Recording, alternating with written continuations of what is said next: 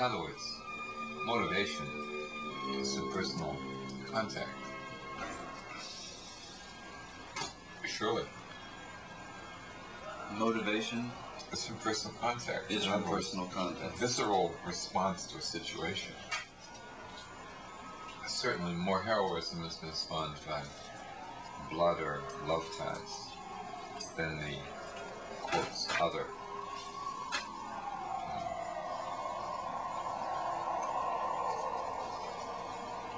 That's one of the things that gives certain kinds of leaders power, recognizing that sense in the people as the need for that. I always thought those things were instinctual. Well, never assumed they were learned or anything. I'm feeling those particular emotions, or those particular events, heroism and such things. It's learned.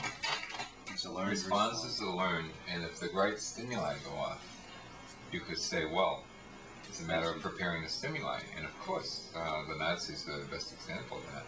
Sure.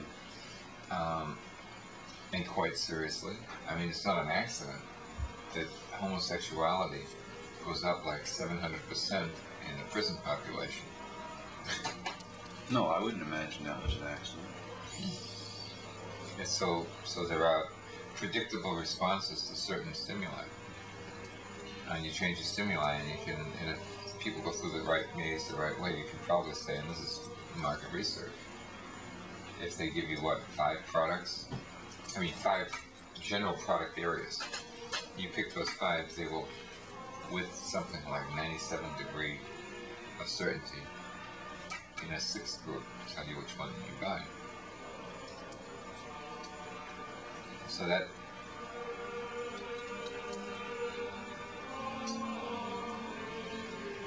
that's why I like diversity.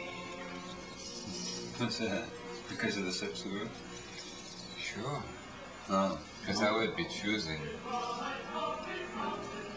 in the category of 4 possibilities, the 5th. I mean, I wouldn't be in it. I'll give you an example. Seriously. There's some things that you buy for price, not a choice. So that puts you out of the ballgame, right? Sometimes, yeah. All things being equal. Like, if I could buy the beer of my choice, would it be Meisterbrand? I don't know. Not necessarily, but beer of my choice is cheap. Real cheap. Is the beer of my choice is the cheap one. Essentially, but there are other cheap beers. So what does this guy offer?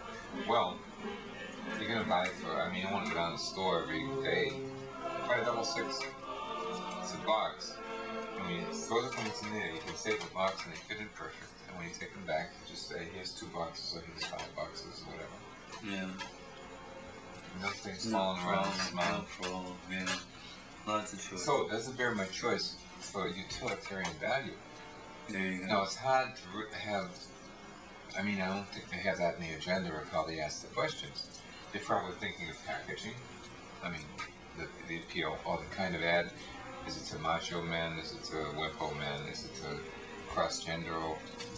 All these things go on in their market promotion. So the response level is on the basis of how many people buy it, not why they buy it. Correct. Typical in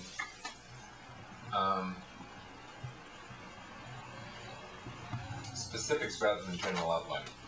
Typical and specific. I believe very much in choosing. I know, we talked about the choosing part of it. Not to think about things. So I give some certain things up and let it go on either side of the coin and where it goes. That's why I get along with the wombat.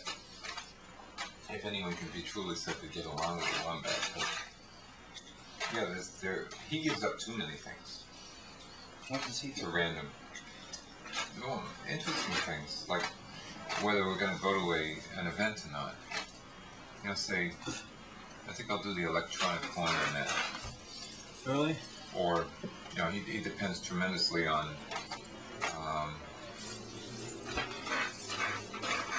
deliberately random elements coming to play in his choice of activity. This might be considered a cop. I would think so, in some ways. But only if... What does he really do? What does he really do? Well, he thinks... So those are the things that he thinks about that he really does. No, he thinks more than he does. He spends too much time thinking about tying his shoes. You might sit in a tub an awful long time reading. Yeah. Or an awful long time deciding when the appropriate time is to turn on his recording device for this particular element within a thunderstorm. Important thing to think of.